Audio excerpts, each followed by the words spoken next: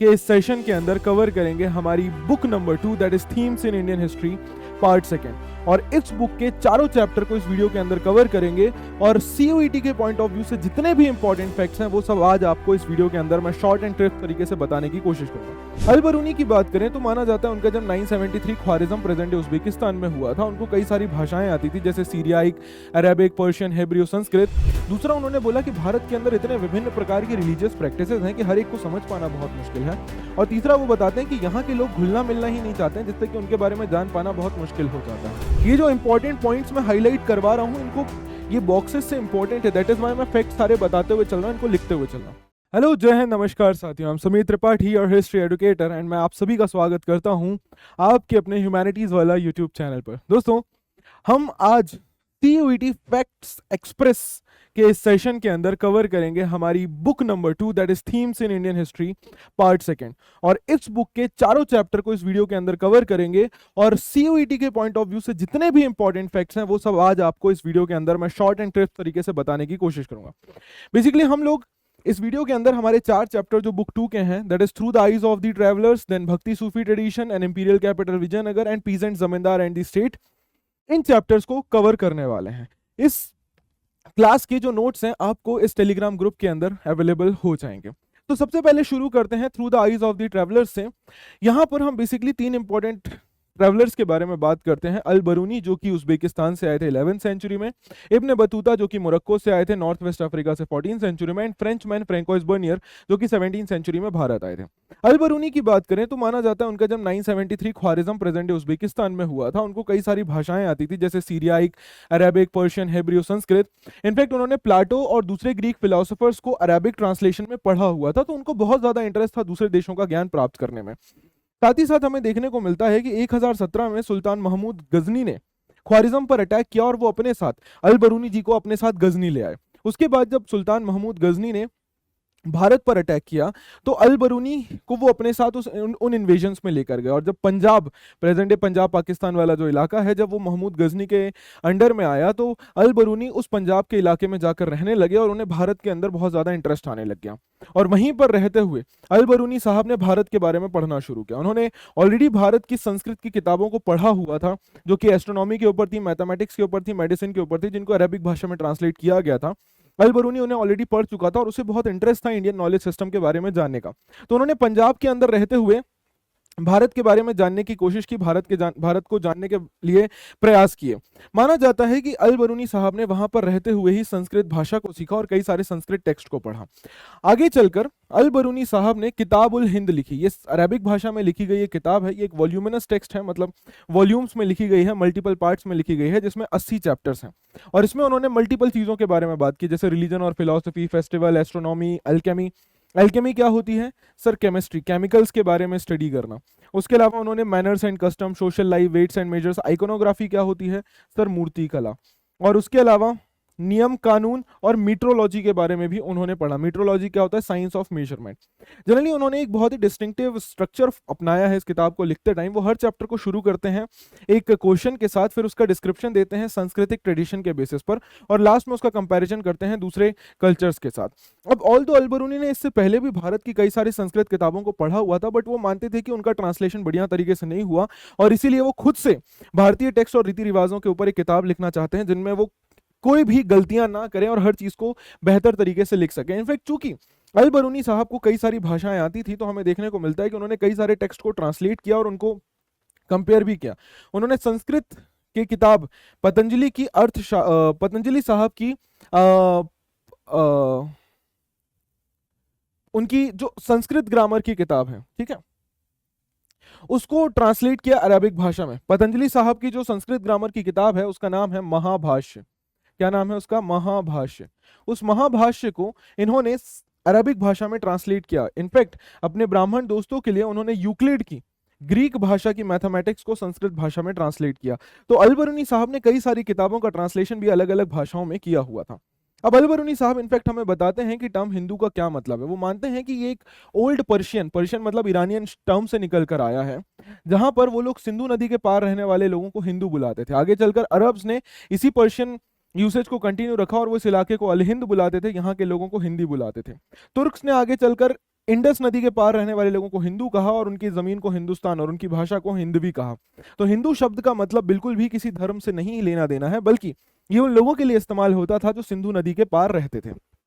अब अल बरूनी साहब अपनी किताब के अंदर 3 बैरियर्स की बात करते हैं। सबसे पहला बैरियर वो बताते हैं लैंग्वेज की। संस्कृत भाषा बहुत ही डायनेमिक भाषा है और इसको समझ पाना बहुत मुश्किल है। इसमें कई सारे शब्दों के लिए एक शब्द है और कई सारे मीनिंग्स वाले एक ही शब्द के कई सारे मीनिंग्स भी हैं, तो इनको समझ पाना बहुत मुश्किल है। दूसरा उन्होंने बोला कि भारत के अंदर इतने विभिन्न प्रकार की रिलीजियस प्रैक्टिसेस हैं कि हर एक को समझ पाना बहुत मुश्किल है। और तीसरा वो बताते हैं कि यहाँ के लोग घुलना मिलना ही नहीं चाहते हैं, जिससे कि उनके बारे में जान पाना बहुत मुश्किल हो जाता है। यहाँ पर वो बता रहे हैं कि संस्कृत कैसे एक बहुत ही कठिन भाषा है।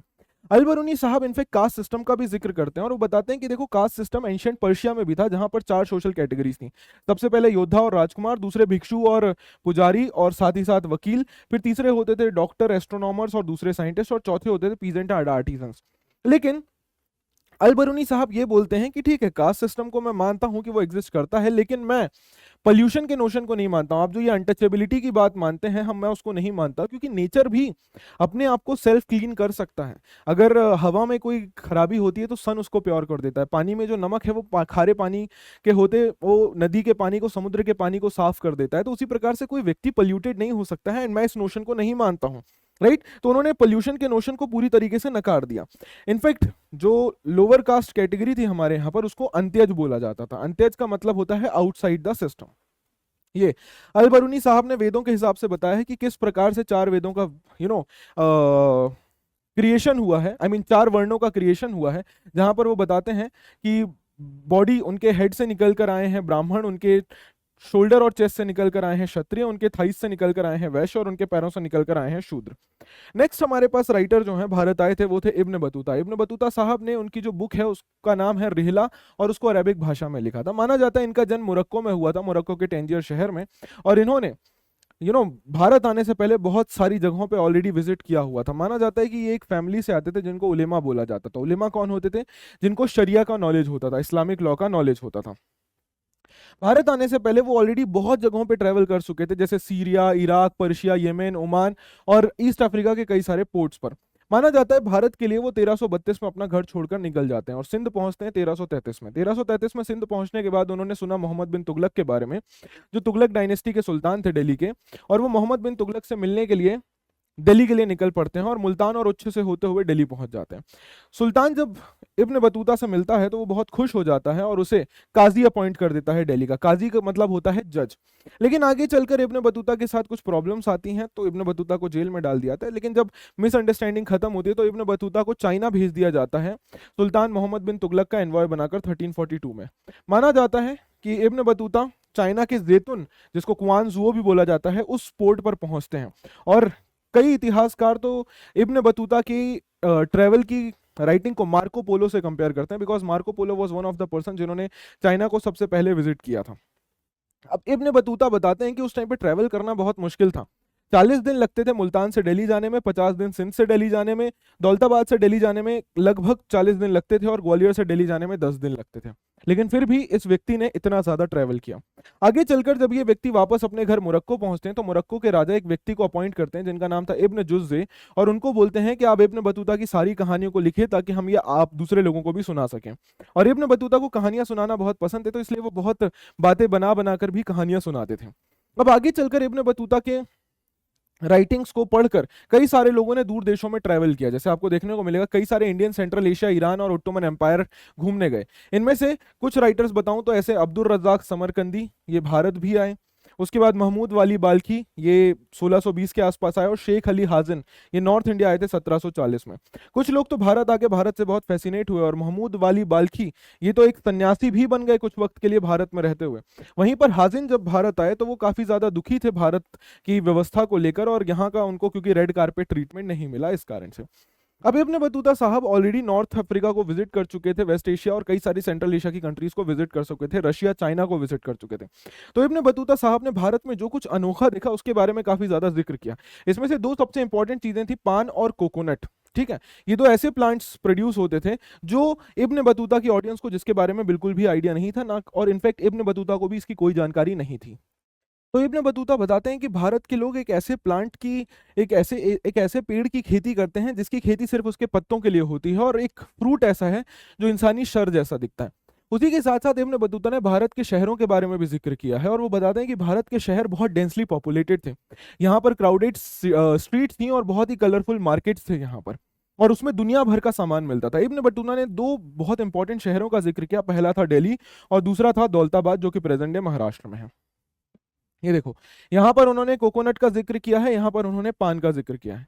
दिल्ली के बारे में जानकारी दी है और साथ ही साथ दौलताबाद के बारे में जानकारी दी है, और बताया है कि यहाँ पर तो इनफैक्ट मार्केट के अंदर ऐसी व्यवस्थाएं की गई थी जहाँ पे डांस और म्यूजिक का परफॉर्मेंस होता था। इब्न बतूता ने इनफैक्ट हमें ये भी बताया है कि भारत का एग्रीकल्चर बहुत ज़्यादा प्रोडक्टिव था, राइट, और यहाँ की सॉइल बहुत ज़्यादा उपजाऊ थी, बहुत फर्टाइल थी, जिसके चलते लोग साल में 2 क्रॉप्स उगाते थे। इसी के साथ साथ भारत बहुत ही प्रॉफिटेबल ट्रेड कर रहा था वेस्ट एशिया और साउथ ईस्ट एशिया के साथ, और इंडिया के textiles particularly cotton cloth, muslin के क्लोथ, सिल्क, ब्रोकेड और सेटिन, ये दुनिया भर में बहुत ज्यादा डिमांडिंग थे। और इसका एक रीजन ये भी था कि भारत के अंदर एक वीविंग पैटर्न फॉलो होता था जिसको बोलते थे इकात वीविंग पैटर्न, और इसके चलते ये जो पैटर्न्स दिखाई दे रहे हैं ना आपको, ये पैटर्न रंगों से नहीं बल्कि हाथों से ही अलग अलग धागों से बुनकर ये पैटर्न बनाए जाते थे। And because of this reason only Bharat का जो टेक्सटाइल था पूरी दुनिया में बहुत ज्यादा डिमांडेड था। इनफैक्ट वो भारत के अंदर एक यूनिक सिस्टम ऑफ कम्युनिकेशन की भी बात करते हैं कि यहाँ का पोस्टल सिस्टम बहुत ज्यादा फास्ट है, राइट। वो बताते हैं कि यहाँ के हाईवे में प्रॉपरली इंस और गेस्ट हाउस बनाए गए हैं, और इनका पोस्ट तो इतना ज्यादा फास्ट है कि इन्फॉर्मेशन एक जगह से दूसरी जगह बहुत आसानी से पहुंच जाती है। जैसे वो बताते हैं कि भाई पोस्टल सिस्टम के थ्रू सुल्तान के पास मुल्तान से लेकर दिल्ली तक रिपोर्ट केवल 5 दिन में पहुंच जाती थी।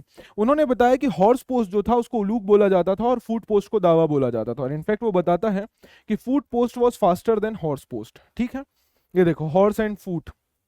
उसके बाद नेक्स्ट हमारे पास जो व्यक्ति हैं वो है फ्रेंकोइस बर्नियर। ये फ्रेंच मैन है जो फ्रांस से आए हुए थे। अब जब पहली बार 1498 में वास्को डी गामा ने भारत के लिए समुद्री रास्ते की खोज की तो बहुत सारे यूरोपियंस भारत आने लगे। इनमें हम बात करें इटालियन डॉक्टर मनुकी थे जो कभी वापस गए ही नहीं। फ्रेंकोइस बर्नियर ये एक फ्रेंच मैन थे, एक पॉलिटिशियन थे, एक डॉक्टर थे और एक फिलोसोफर थे। ठीक है, उसके अलावा मैं आपको बताऊं इनसे पहले कई सारे और यूरोपियंस भारत आ चुके हैं, जैसे जीसट, रोबर्टो नोबिली, इन्होंने भारत के कई सारे टेक्स्ट को यूरोपियन भाषा में ट्रांसलेट किया। दुआर्ते बारबोसा, ये पोर्चुगीज थे और इन्होंने भारत की ट्रेड और सोसाइटी के बारे में बहुत डिटेल में लिखा, पर्टिकुलरली साउथ इंडिया के बारे में। 1600 के बाद कई सारे डच, इंग्लिश और फ्रेंच भी भारत आने लगे। फ्रेंच जूलर जीन बाप्टिस्ट ट्रेवर्नियर ये भारत एटलीस्ट 6 बार आए और उन्होंने भारत की ट्रेडिंग व्यवस्थाओं के बारे में डिटेल में जानकारी दी। इटालियन डॉक्टर मनुकी मैंने बताया भारत आए और वो कभी वापस गए नहीं। और फ्रेंकोइस बर्नियर ही वाज अ फ्रेंच मैन जो भारत आए थे मुगल एम्पायर में। माना जाता है ये भारत में 12 सालों तक रहे, 1656 से लेकर 1668 तक, और ये मुगल कोर्ट के अंदर दारा शुको जो शाहजहां के बेटे थे उनके फिजिशियन बनकर रहे और बाद में एक साइंटिस्ट और इंटेलेक्चुअल दानिशमंद खान के सपोर्टर बन के रहे। ठीक है, यहीं पर रहते हुए बर्नियर साहब ने भारत का एक बहुत ही विविड डिस्क्रिप्शन दिया है। लेकिन बर्नियर साहब के अकाउंट में हमें एक चीज देखने को मिलती है कि वो हर केस में भारत और यूरोप को कंपेयर करते हैं और उस कंपैरिजन के अंदर वो भारत को हमेशा नीचा दिखाने की कोशिश करते हैं। उन्होंने अपनी जो भी राइटिंग्स हैं वो लुइस 14 को डेडिकेट की जो उस समय फ्रांस के राजा थे, और वो भारत में जो भी देखते थे उसको हमेशा निचला ही दिखाने की कोशिश करते थे यूरोप के कंपेरिजन में। बर्नियर साहब ने एक किताब लिखी जिसका नाम है travels in the Mughal empire, और ये फ्रेंच भाषा में लिखी गई थी किताब। ठीक है, और इस बुक के अंदर उन्होंने कई सारी डिटेल्स दी, लेकिन हर केस में वो भारत को हमेशा कंपेयर ही करते रहते थे। जैसे वो भारत की वाइड स्प्रेड पॉवर्टी के बारे में भी बताते हैं, और ऐसा ही नहीं, कई सारे और दूसरे राइटर्स भी भारत की गरीबी का जिक्र करते हैं। जैसे एक राइटर है डच ट्रैवलर जिनका नाम है पेल्सार्ट, वो भी बताते हैं कि भारत के लोग इतने गरीब हैं कि उनके पास 2 टाइम का खाना खाने के लिए नहीं होता था। इनफैक्ट एक और राइटर है अब्दुल रजाक समरकंदी जो भारत आए थे, वो भी बताते हैं कि इनिशियली जब मैं भारत आया तो मैं बहुत हैरान था, लेकिन जब आगे मैं मैंगलोर में एक मंदिर में गया तो उस मंदिर की बनावट देख के मैं हैरान रह गया कि इतना खूबसूरत मंदिर भी इस धरती पर कोई बना सकता है। तो this is what we are getting कि फॉरेनर्स किस प्रकार से भारत को देखते थे। अब किन किन चीजों के ऊपर फ्रेंकोइस बर्नियर साहब ने बात की, तो सबसे पहले उन्होंने बात की कि भारत में प्राइवेट प्रॉपर्टी का कोई कॉन्सेप्ट ही नहीं है। हर जगह पे मतलब पूरी प्रॉपर्टी जो है वो राजा के अंडर में है और राजा ने वो प्रॉपर्टी अपने नोबल्स के बीच में बांटी हुई है। वो बताते हैं कि भारत में इसी कारण से कोई भी अलग अलग क्लासेस नहीं है, सिर्फ 2 ही क्लासेस हैं, या तो एकदम गरीब या तो एकदम अमीर। That's it, there is no middle class in India. या तो बहुत अमीर लोग या तो बहुत गरीब लोग देखने को मिल जाएंगे। और इनफैक्ट इसीलिए बर्नियर साहब भारत के अंदर मुगल एम्पायर को वो बेगर्स और बारबेरियंस का राजा बुलाता है कि ये गरीब जंगली लोगों और भिखारियों का राजा है। ठीक है, इनफैक्ट वो बताते हैं हमें कि राजा के क्राउन ओनरशिप के कारण किसानों की हालत बहुत ज़्यादा खराब है एंड वो कुछ भी प्रोड्यूस नहीं कर पा रहे हैं, और जो भी करते हैं राजा वो सब ले लेता है, इसीलिए वो बहुत गरीबी में रह रहे हैं। लेकिन at the same time Abul Fazl, जो कि 16th सेंचुरी के क्रॉनिकलर हैं अकबर के टाइम के, वो बताते हैं कि राजा जो ये टैक्स ले रहा है, it is remuneration of sovereignty. Basically ये राजा एक ऐसा टैक्स ले रहा है अपने लोगों से, क्योंकि राजा प्रोटेक्शन प्रोवाइड करता है लोगों को। ये कोई लैंड टैक्स नहीं है, और इनफैक्ट ये भी जो भी टैक्स है ये फसल पे टैक्स लिया जाता है, जमीन पर टैक्स नहीं लिया जाता है। ठीक है, आगे चलकर फ्रेंच फिलोसोफर मॉन्टेस्क्यू ने इसी चीज पर अपनी एक आइडिया दिया था, which was called idea of oriental despotism, और कार्ल मार्क्स साहब ने एशियाटिक मोड ऑफ प्रोडक्शन की बात की थी। अब 17th सेंचुरी में माना जाता है कि भारत की 15% पॉपुलेशन शहरों में रह रही थी, लेकिन फ्रेंकोइस बर्नियर बोलते हैं कि भाई देखिए ऐसा है कि यहाँ के शहर सिर्फ कैंप टाउन्स थे। ठीक है, ये कैंप टाउन्स है, मतलब मुगल साम्राज्य जब यहाँ पर आता है, मुगल राजा जब किसी जगह पर जाकर रहता है तो वहां पर शहर बस जाता है, और जैसे ही मुगल राजा वहां से बाहर जाता है वो शहर नष्ट हो जाता है। तो मतलब भारत के शहर परमानेंट शहर नहीं है, बल्कि वो कैंप टाउन्स हैं। ठीक, बट ये रियलिटी हमें कहीं ना कहीं गलत लगती है, क्योंकि अगर आप देखेंगे तो भारत के चाहे मर्चेंट्स हो, चाहे व्यापारी हो, चाहे शहर में रहने वाले लोग हों, वो बहुत भिन्न भिन्न प्रकार के काम कर रहे थे और बहुत ज्यादा प्रॉफिट भी गेन कर रहे थे। इनफैक्ट राजा खुद अपने कारखाने स्टैब्लिश करवाता था और उन कारखानों के अंदर लोगों को जॉब भी देता था और दुनिया भर के प्रोडक्ट्स प्रोड्यूस करवाता था। राइट, जैसे वेस्टर्न इंडिया की बात करें तो वहां पर मर्चेंट्स के जो ग्रुप्स होते थे उनको बोला जाता था महाजन, और उनके चीफ को सेठ बोला जाता था। अर्बन सेंटर्स जैसे अहमदाबाद हो गए तो महाजन को कलेक्टिवली एक व्यक्ति रिप्रेजेंट करता था जिसको नगर सेठ बोला जाता था। ठीक है, उसके अलावा शहरों के अंदर हमें फिजिशियन, हकीम, टीचर्स, पंडित और लॉयर, वकील जैसे लोग भी देखने को मिलते हैं। अब विमेन की बात करें तो इब्न बतूता बताता है कि भारत में स्लेवरी बहुत ज्यादा ओपनली चलती थी और स्लेव्स को मार्केट में खरीदा और बेचा जाता था। इनफैक्ट वो फीमेल स्लेव्स का भी जिक्र करता है। राइट, यहां पर दिल्ली सल्तनत के अंदर में कॉइन्स को टंकास बोला जाता है, और बर्नियर्स जो है, फ्रेंकोइस बर्नियर, वो भारत के अंदर सती प्रथा का जिक्र करता है और बोलता है कि सती प्रथा बहुत ही गलत प्रथा है। और मेरे को ये चीज देखकर बहुत बुरा लगा कि लाहौर में मैंने एक छोटी सी बच्ची को मरते हुए देखा, जैसे जिंदा जला दिया गया जस्ट बिकॉज उसके हस्बैंड की मृत्यु हो गई थी। ठीक है, ये इंपॉर्टेंट है टाइमलाइन, इसको याद कर लीजिएगा, मतलब देख लीजिएगा, क्योंकि पूछ लिया जाता है कौन सा ट्रैवलर कहाँ से आया। मोहम्मद इब्न अहमद अबू रेहान अल बरूनी, ठीक है, मार्को पोलो, इब्न बतूता, फिर अब्दुल रज़ाक कमाल अद्दीन इब्न इशाद अल समरकंदी, समरकंद से आए थे। तो ये आपसे पूछ लिया जाता है टाइमलाइन क्रोनोलॉजिकली अरेंज करने के लिए कौन सा ट्रैवलर कब आया था। अब बात करते हैं चैप्टर नंबर 6 की, भक्ति एंड सूफी ट्रेडिशंस। देखिए भाई, इसमें क्या होता है, भक्ति सूफी ट्रेडिशन में ये बताया गया है कि देखो ब्राह्मणों ने क्या कोशिश की, पुराणों का कंपोजिशन करके अलग अलग देवी देवताओं को जोड़ने की कोशिश की। ये कैसे किया गया? सबसे पहले ब्राह्मणों ने पुराण कंपोज किए सिंपल संस्कृत भाषा में, और इसको अब कोई भी पढ़ सकता था। जैसे वेद विमेन और शूद्र को नहीं पढ़ने दिया जाता था, लेकिन पुराण अब कोई भी पढ़ सकता था। और दूसरी चीज, इन्हीं कहानियों के थ्रू ब्राह्मणों ने क्या किया कि अलग अलग देवी देवताओं को एक देवता के साथ जोड़ना शुरू किया। और दूसरी चीज, ब्राह्मणों ने अब निचले स्तर के लोगों को और दूसरी रिलीजियस बिलीफ के लोगों को भी अपने धर्म में जोड़ना शुरू कर दिया। राइट सर, इन्हीं को बोला गया ग्रेट और लिटिल सांस्कृतिक ट्रेडिशन। इसके बारे में सबसे पहली बार बात की थी रॉबर्ट रेडफील्ड नाम के व्यक्ति ने। उन्होंने बोला कि ग्रेट ट्रेडिशन वो होते हैं जो मेजर लोग फॉलो करते हैं, और लिटिल ट्रेडिशन वो होते हैं जो लोगों के अपने लोकल कस्टम और ट्रेडिशन होते हैं।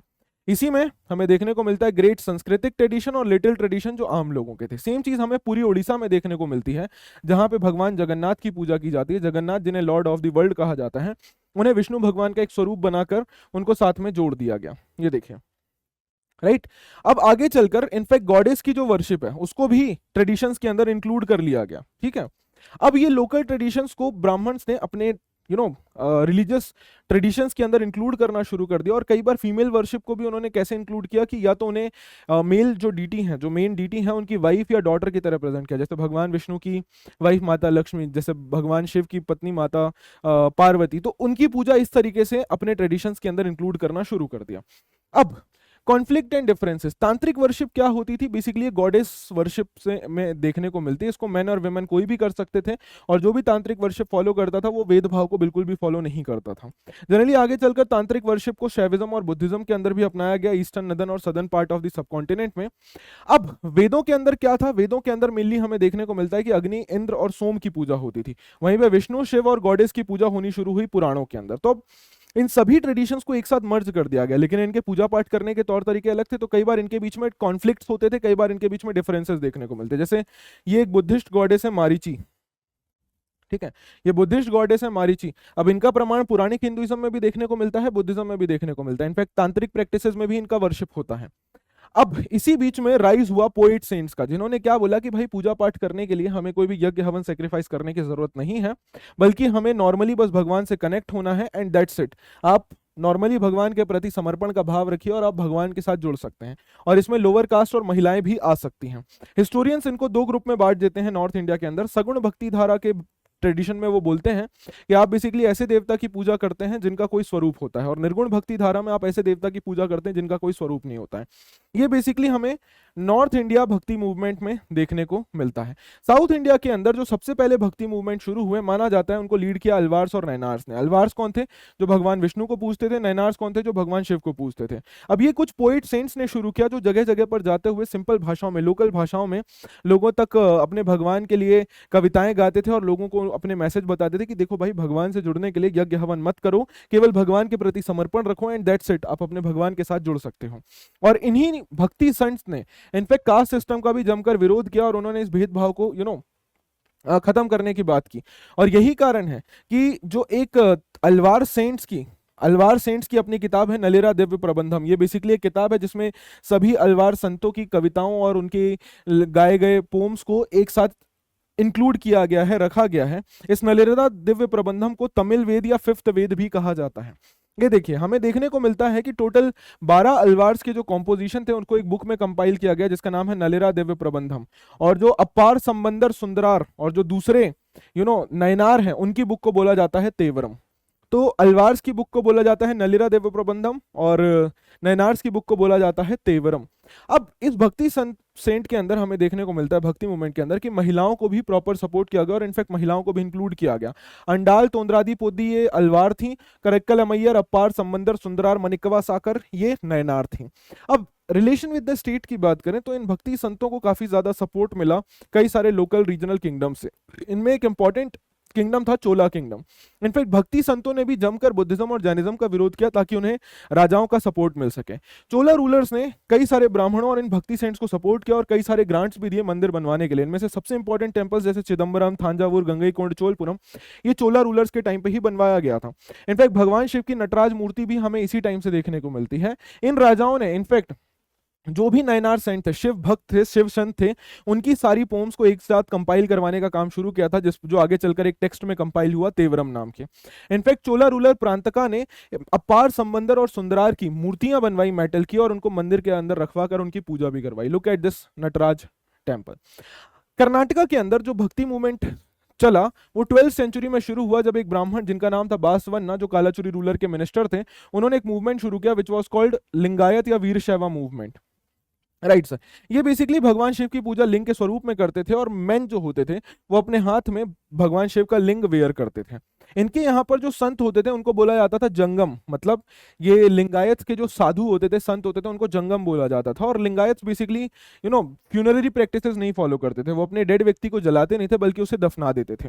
लिंगायत बेसिकली कास्ट सिस्टम का भी विरोध करे और लिंगायत ने पोस्ट प्यूबर्टी मैरिज और विडो रिमैरिज को भी सपोर्ट किया। लिंगायत की जो टीचिंग्स है उन्हें वाचन कहा जाता है और इनको कन्नड़ा भाषा में कंपोज किया गया है। अब इसी बीच में हमें देखने को मिलता है कि ब्राह्मणों ने एक नया पुराण रेडी किया जिसको बोला गया भगवत पुराण, राइट। और इसमें उन्होंने भक्ति सेंट्स की बात की। और दूसरा कि महाराष्ट्र के अंदर भी भक्ति मूवमेंट तेजी से फैलना शुरू हुआ 13th सेंचुरी में, और इट वाज फ्रॉम महाराष्ट्र की ये भक्ति मूवमेंट नॉर्थ इंडिया में भी आया। अब नॉर्थ इंडिया के अंदर भक्ति मूवमेंट को स्प्रेड होने में इतना टाइम क्यों लगा? रीजन बहुत सिंपल सा है कि यहाँ पर कई सारे राजपूत रूलर्स रूल कर रहे थे और उनके कोर्ट में ब्राह्मणों की पोजीशन बहुत इंपॉर्टेंट थी, and because of that reason किसी भी भक्ति सेंट को उतना प्रमोशन नहीं मिला। लेकिन फिर भी कुछ ग्रुप्स थे जैसे नाथ, जोगी, सिद्धास, ये अलग अलग ग्रुप से आते थे। इन्होंने वेदों की अथॉरिटी पे सवाल उठाया, इन्होंने लोकल भाषाओं तक लोगों तक अपनी मैसेज पहुंचाई और ब्राह्मणों की अथॉरिटी पर भी सवाल उठाया, बट ये इतने फेमस नहीं हुए। लेकिन जब आगे चलकर 13वीं और 14वीं शताब्दी में तुर्क्स ने भारत पर रूल स्टैब्लिश किया और दिल्ली सल्तनत की स्थापना की, तब ब्राह्मणों की पोजीशन कम हुई और भक्ति मूवमेंट नॉर्थ इंडिया में फैल पाया। अब जब तुर्क्स और दिल्ली सल्तनत भारत में स्टैब्लिश हुआ तो वो लोग दूसरा रिलीजन फॉलो करते थे। They were following the religion known as Islam. Basically ये सब शुरू हुआ 711 में, जब एक अरब जनरल मोहम्मद कासिम ने सिंध के इलाकों पर कब्जा कर लिया और इसको खलीफा के राज्य का एक हिस्सा बना दिया, और तभी से इस्लाम का कॉन्टेक्ट शुरू हुआ भारत के साथ। इसी के बाद जब भारत में दिल्ली सल्तनत स्थापित हुआ तो इस्लाम भारत की जमीन तक आ पहुंचा और आगे चलकर मुगल एम्पायर के साथ ये कंटिन्यूड रहा। अब यहां पर तो प्रॉब्लम हो गई, क्योंकि इस्लाम एक अलग नियम कानूनों को मानता है और भारत के जो रिलीजन है वो अलग नियम कानूनों को मानते हैं। बेसिकली इस्लामिक जो लॉ है उसको बोला जाता है शरिया, और इस्लामिक रूलर्स को गाइड करते थे उलेमा। उलेमा कौन होते हैं? ये रिलीजियस टीचर्स होते हैं। जैसे हिंदुइज्म या ब्राह्मणिज्म में ब्राह्मण होते हैं, वैसे ही इस्लाम के अंदर उलेमा होते थे जो बेसिकली गाइड करते थे रूलर को शरिया फॉलो करने के लिए। शरिया क्या होता है? शरिया बेसिकली इस्लामिक लॉ है। और उलेमा कौन होते हैं? उलेमा होते हैं इस्लामिक टीचर। ये बेसिकली आलिम शब्द से निकल कर आया है। अब इन इस्लामिक रूलर्स ने क्या किया, जो नॉन इस्लामिक पीपल है उनको जिम्मी बोला। बेसिकली इसका मतलब होता है जिम्मेदारी, प्रोटेक्टेड। और क्या बोला कि ठीक है, भारत के लोग अपना खुद का रिलीजन फॉलो कर सकते हैं, बट बदले में उन्हें एक टैक्स पे करना पड़ेगा जिसको बोला गया जिजिया। तो सारे नॉन मुस्लिम्स मुस्लिम रूलर्स को एक टैक्स पे करते थे जिसको जिजिया बोला जाता था। अब ये शरिया क्या होता है? शरिया बेसिकली इस्लामिक लॉ है जो 4 ट्रेडिशन से निकाल कर आया है: कुरान, हदीस, इजमा और कियास। Quran basically teachings of Allah, हदीस basically teachings of prophet Muhammad. उसके अलावा कियास का मतलब क्या होता है? इसमें ऐसे नियम कानून लिखे गए कि जब अरब के बाहर इस्लामिक पीपल गए तो उन्होंने उस लोकल एरियाज के हिसाब से अपने रिलीजियस प्रैक्टिसेस को बदल लिया, तो वो सब लिखा गया कियास के अंदर। और इजमा के अंदर क्या बातें लिखी गई कि भाई कुछ चीजें ऐसी थी जो कुरान और हदीस में क्लियर नहीं थी, तो ग्रुप ने मिलकर डिसाइड किया कि ठीक है इस चीज का ये मीनिंग होगा, और उन सब चीजों को लिखा गया इजमा के अंदर। तो बेसिकली शरिया निकल कर आता है 4 चीजों से: कुरान, हदीस, इजमा और कियास से। अब ऐसा नहीं है कि रूलर हमेशा अपोजिशन ही करते थे, कई सारे रूलर अच्छे भी होते। जैसे अकबर ने 1598 में खंबत गुजरात में एक चर्च बनाने का परमिशन दिया था। वहीं पर औरंगजेब ने एक जोगी जी को, जिनका नाम था गुरु आनंदनाथ जियो, इनको लेटर लिखा था और इनसे इनकी कह सकते हैं ब्लेसिंग्स मांगी थी। अब इस्लाम की प्रैक्टिस बेसिकली ठीक है। इस्लाम के अंदर बेसिकली 5 पिलर्स को फॉलो किया जाता था कि देयर इज वन गॉड और उनके एक ही मैसेंजर हैं, शहादा। 5 बार प्रेयर करना, नमाज या सलत, ज़कात, चैरिटी करना, रमजान के महीने में फास्टिंग रखना, सौम, और जीवन में एक बार कम से कम तीर्थ यात्रा पर जाना, दैट इज हज। अब नई नई जगहों पे जब इस्लाम का स्प्रेड होना शुरू हुआ तो लोगों ने अलग अलग तरीकों से इस्लामिक मैसेज को दूसरे लोगों तक पहुंचाना शुरू किया। जैसे खोजास, ये कौन थे? ये इस्माइली ब्रांच थी शिया सेक्ट की। इन्होंने एक नया तरीका निकाला कुरान के मैसेजेस लोगों तक पहुंचाने के। इनको बोला गया गिनान। गिनान क्या होता है? ये संस्कृत शब्द ज्ञान से निकल कर आया है, और ये अरेबिक भाषा में या जिस भाषा में कुरान का कंपोजिशन हुआ है उसमें कुरान नहीं पढ़ते थे, बल्कि लोकल भाषाओं में कुरान की आयतों को कंपोज कर कर लोगों को गा गा कर सुनाते थे। ठीक है, ये मुल्तानी, सिंधी, कच्छी, हिंदी, गुजराती भाषा में इसको गाया जाता था। इनफैक्ट अरब मुस्लिम जो भारत के साउथ इंडिया में स्टैब्लिश हुए, उन्होंने लोकल प्रैक्टिसेस को अपनाना शुरू कर दिया। राइट, उन्होंने मलयालम भाषा बोलनी शुरू की और मैट्री लोकल रेसिडेंस को अपना लिया। मतलब शादी के बाद पुरुष जो है वो महिला के घर में जाकर रहेगा। इनफैक्ट आप देखेंगे कि ये खोजकी लोगों ने अपनी खुद की एक स्क्रिप्ट शुरू की जिसको बोला जाता था खोजकी स्क्रिप्ट, और इसके अंदर वो लोकल भाषा का इस्तेमाल करते थे। मतलब लोकल स्क्रिप्ट से निकला था जिसको बोला जाता था लंडा। ठीक है, खोजकी स्क्रिप्ट जो लंडा से निकल कर आई थी। ठीक है, अब कुछ चीजें अभी भी हर जगह फॉलो होती थी एक तरीके से। जैसे आप हमेशा मॉस्क का फेस मक्का की तरफ रखेंगे, वहां पर एक मेहराब होगा, इस प्रकार का एक प्रेयर, मतलब इस प्रकार का एक प्रेयर नीशे होगा, और मिंबर होगा जहां पर काजी साहब बैठकर प्रेयर गाएंगे। ठीक है सर, बट स्टिल अगर आप स्ट्रक्चर देखोगे, ये देखो, ये केरला का मॉस्क है, ये थोड़ा थोड़ा मंदिर जैसा लग रहा है। ऐसे ही एक आतिया मॉस्क है जो हमें बांग्लादेश में देखने को मिलता है, ये ब्रिक्स से बना हुआ है। हमें शाह हमादम मॉस्क देखने को मिलता है श्रीनगर के अंदर, इसको जूल इन द क्राउन बोला जाता है। ये बहुत ही खूबसूरत मॉस्क है और माना जाता है इसको पेपर मैशे से बनाया गया है। तो जैसे जैसे इस्लाम नए इलाकों में फैलना शुरू हुआ, लोगों ने कई सारी अलग अलग प्रैक्टिसेस को फॉलो करना शुरू किया, बट कई सारी प्रैक्टिसेस अभी भी वो ओरिजिनल ही फॉलो कर रहे थे। अब इसी बीच में इस्लाम के अंदर राइज होना शुरू होता है सूफीज का। आते हैं हम उस पर। अब पहले के टाइम पे क्या होता था, कम्युनिटीज का नाम बेसिकली उस नाम पर होता था जहां से वो आते थे। जैसे तर्किश लोगों को तुर्कुशा बोला जाता था, तजिका बोला जाता था तजिकिस्तान के लोगों को, और पारशिका बोला जाता था पर्शिया के लोगों को। तुर्क्स और अफगान्स को यवण बोला जाता था, और इनफैक्ट एक शब्द और यूज किया जाता था, दैट इज मलेच। मतलब ऐसे लोग जो सांस्कृतिक ट्रेडिशंस को फॉलो नहीं करते हैं, और कई बार ये एक डेरोगेटरी टर्म भी होता था। अब इसी बीच में इस्लाम के अंदर एक ग्रुप का राइज होता है जिनको सूफी बोला गया। ये रिलीजियस माइंडेड लोग होते थे जो ये मानते थे कि भाई इस्लाम के अंदर बहुत ज्यादा मटीरियलिज्म आ चुका है और हम उसको फॉलो नहीं करेंगे। वो ये बोलते थे कि अब हमें कुरान और सुन्ना को फॉलो करना है, मतलब आप डायरेक्ट प्रॉफिट मोहम्मद को फॉलो करो और आपको जैसे समझ आया उस हिसाब से रिलीजन को फॉलो करो। मतलब आपको भगवान के प्रति लव और डिवोशन रखना है, आपको प्रेम भावना रखना है और समर्पण का भाव रखना है, और दैट्स इट, आप भगवान से जुड़ सकते हैं। और आपको प्रॉफिट मोहम्मद को फॉलो करना है, बिकॉज प्रॉफिट मोहम्मद को वो परफेक्ट ह्यूमन बीइंग मानते थे। अब सूफिज्म की बात करें तो ये शब्द माना जाता है कि पहली बार इंग्लिश में यूज हुआ था। सूफिज्म के लिए जो ओरिजिनल वर्ड है दैट इज तसव्वुफ। अब इतिहासकार क्या मानते हैं कि सूफिज्म शब्द में भी निकल कर आया हुआ सफ से, जिसका मतलब होता है वूल, ऊन, क्योंकि ये सूफी जो होते थे ऊन के कपड़े पहनते थे। कुछ दूसरे लोग मानते हैं कि ये शब्द शफा से निकल कर आया है, दैट मीन्स प्योर या सफेद। कुछ लोग मानते हैं ये शब्द सफ़ा से निकल कर आया है। बेसिकली ये उन लोगों को कहा जाता था जो प्रॉफिट मोहम्मद की मस्जिद के बाहर बने हुए एक प्लेटफॉर्म पर बैठकर प्रॉफिट मोहम्मद को याद करते। तो this is how they believe Sufism शब्द का डेवलपमेंट हुआ है। अब कुछ इंपॉर्टेंट टर्म्स खानका और सिलसिला वाले इसमें से। तो बेसिकली खानका क्या होता है, एक ऐसी जगह होती थी जहां पे सूफी संत रहते थे। शेख कौन होता था, टीचर होता था जो उस खानका का हेड होता था। मुरीद कौन होते थे, उस टीचर के फॉलोवर। खलीफा कौन होते थे, सक्सेसर। सिलसिला क्या होता है, अब एक फॉलोवर मतलब एक शेख और उसके फॉलोवर के बीच में जो रिलेशन है उसको सिलसिला बोला जाता है। ये सूफी सिलसिला बेसिकली एक लिंक था जहां पर सूफी मास्टर अपने स्टूडेंट्स को गाइड करते थे कि आप कैसे प्रॉफिट मोहम्मद और अल्लाह की ब्लेसिंग्स को गेन कर सकते हैं। And it was a long chain. ये एक मतलब सिलसिला का ओरिजिनल मीनिंग चेन ही होता है, तो ये एक लॉन्ग चेन होती थी मास्टर और उनके फॉलोवर की। दरगाह क्या होती थी, बेसिकली ये टूम्ब श्राइन होती थी। दरगाह समझते हो ना, जहां पे टूम्ब बनाया जाता था। जियारत का मतलब होता है पिलग्रिमेज, तीर्थ यात्रा करना। उर्स का मतलब क्या होता था, डेथ एनिवर्सरी या मैरिज एनिवर्सरी। ठीक है। इनफैक्ट डेथ के बाद शेख को वाली की तरह ट्रीट किया जाता था। वाली का मतलब क्या होता है, फ्रेंड, वाली ऑफ अल्लाह। तो वाली इट इज प्लूरल ऑफ औलिया, दैट मीन्स फ्रेंड। ठीक है। अब सिलसिला के नाम कैसे आते थे, तो जनरली माना जाता है कि सिलसिला का नाम उसके फाउंडर के नाम पर होता है। जैसे कादरी सिलसिला का नाम शेख अब्दुल कादिर के नाम से आया, शेख अब्दुल कादिर जिलानी के नाम से आया। लेकिन कुछ सिलसिला के नाम होते थे जिस जगह से वो आए उसके नाम से। जैसे चिश्ती नाम पड़ा चिश्त शहर के बाद से, जो कि सेंट्रल अफगानिस्तान का इलाका है। अब खानका के बाहर भी कुछ लोग होते थे, जैसे कलंदर, मदारीज, मलंग, हैदारीज। ये लोग क्या मानते थे कि हम खानका को नहीं मानेंगे, बल्कि हम बाहर रहकर अपने खुद की योग तपस्या करेंगे एंड उसी प्रकार से हम मोक्ष को प्राप्त कर पाएंगे, अल्लाह से मिल पाएंगे। अब इन्हीं में से कुछ लोग होते थे जो शरिया को नहीं मानते थे, उनको बेशरिया बोला जाता था। और जो सूफी संत शरिया को मानते थे उनको बाशरिया बोला जाता। तो ऐसे सूफी जो शरिया या इस्लामिक कानून को नहीं मानते थे उनको बेशरिया बोला जाता था, और ऐसे सूफी संत जो शरिया को मानते थे उनको बाशरिया बोला जाता था। अब भारत के अंदर सबसे फेमस सिलसिला कौन सा था, चिश्ती सिलसिला। इनके एक गुरु थे शेख निजामुद्दीन। उनका जो खानका था वो बहुत फेमस खानका था, यमुना नदी के किनारे था। यहाँ पर जनरली खानका के अंदर एक जमात खाना होता था, that means a big hall. ये कुछ इंपॉर्टेंट जो सूफी संतों के टाइमलाइन है और उनके नाम है, इसको देख लीजिएगा, ये इंपॉर्टेंट है, क्रोनोलॉजी में पूछ लिया जा सकता है। अब खानका के अंदर जनरली लंगर होता था, दैट इज ओपन किचन, जो फुतूह दैट इज चैरिटी पर चलता था। और बरकत का मतलब होता है ग्रेस, ब्लेसिंग्स मिलना। ख्वाजा मोइनुद्दीन चिश्ती, इनको गरीब नवाज बोला जाता है। He is famously known as Garib Nawaz. माना जाता है मोहम्मद बिन तुगलक पहले सुल्तान थे जो इनके मंदिर में मतलब जो इनकी दरगाह पर गए थे, और माना जाता है कि इनके दरगाह को प्रॉपरली बनाने का काम किया था 15वीं शताब्दी के सुल्तान गियासुद्दीन खिलजी ने, जो मालवा के राजा थे। इनफैक्ट अकबर भी इनकी दरगाह पर 14 बार आया, और एक बार तो उन्होंने देग, एक बहुत बड़ा पतीला भी दान में दिया था।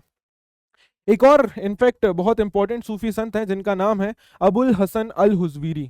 अबुल हसन अल हुजवीरी जब टर्किश आर्मी ने माना जाता है कि गजनी पर अटैक किया, और तो उन्होंने इनको पकड़कर लाहौर पर सेटल करवा दिया। आगे चलकर इन्हीं व्यक्ति ने किताब लिखी जिसका नाम था कश्फ उल महजूब, मतलब पर्दे पर से पर्दा हटाना। और माना जाता है कि पहली बार इन्होंने ही तसव्वुफ या सूफिज्म का जिक्र किया था। आगे चलकर इनकी मृत्यु के बाद इनको लाहौर में दफना दिया गया, और सुल्तान महमूद गजनी के ग्रैंडसन ने इनकी टूम्ब बनवाई, इनकी दरगाह बनवाई। और लोग आज भी उस दरगाह पर जाते हैं, और उनकी दरगाह को दाता दरबार या कोर्ट ऑफ द गिवर कहा जाता है। ठीक है। अबुल हसन अल हुजवीरी, पहली बार इन्होंने ही पर्शियन भाषा में तसव्वुफ के बारे में बात किया था। The lamp of the entire line, ऐसा ही एक और सूफी संत है जिनके बारे में लिखा है दरगाह कुली खान ने, जो डेक्कन से इनको घूमने जाते हैं। ये बेसिकली नासिरुद्दीन चिराग दिल्ली की दरगाह है, और दरगाह कुली खान ने इनके बारे में अपनी किताब मुरक्का दिल्ली में लिखा है, जहां पर वो बताते हैं कि लोग नासिरुद्दीन चिराग दिल्ली की दरगाह में 15 दिन पहले से आ जाते हैं, और माना जाता है कि यहाँ पर एक टैंक है, उस टैंक में नहाने से लोगों की दिक्कतें खत्म हो जाती हैं। और नासिरुद्दीन चिराग दिल्ली को the empire of whole land बोला गया है। इनफैक्ट शाहजहां की एक बेटी जिनका नाम है जहां आरा, उन्होंने भी शेख मोइनुद्दीन चिश्ती की दरगाह में विजिट किया, और उनकी जीवनी भी लिखी उन्होंने अपनी एक किताब के अंदर जिसका नाम है मुनिस उल अरवा। याद रखना इसको, ठीक है, मुनिस उल अरवा। ये जो इंपॉर्टेंट पॉइंट्स मैं हाईलाइट करवा रहा हूं, इनको ये बॉक्सेस से इंपॉर्टेंट है, दैट इज व्हाई मैं फैक्ट सारे बताते हुए चल रहा हूं, इनको लिखते हुए चल रहा हूं।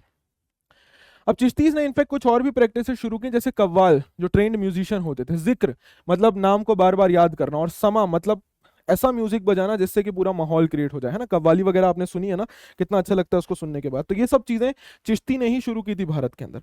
अब चिश्तीज ने इनफैक्ट लोकल भाषाओं को अपनाया जिन जगहों पर गए, जैसे दिल्ली में वो हिंदवी भाषा बोलते थे, और इनफैक्ट बाबा फरीद और बाकी जो दूसरे सूफी संत थे वो लोकल भाषाओं में ही अपने आप कह सकते हैं टीचिंग्स को लोगों तक पहुंचाते थे। इसीलिए उन्हें गुरु ग्रंथ साहिब में भी इंक्लूड किया गया। बड़ी बड़ी पोम्स भी ये लोग लिखते थे जिनको मसनवी बोला जाता था, और प्रेम आख्यान भी लिखे जाते, जैसे पद्मावत, इसको मलिक मोहम्मद जायसी ने लिखा है, और ये राजा रावल रतन सेन और रानी पद्मिनी की कहानी के बारे में है।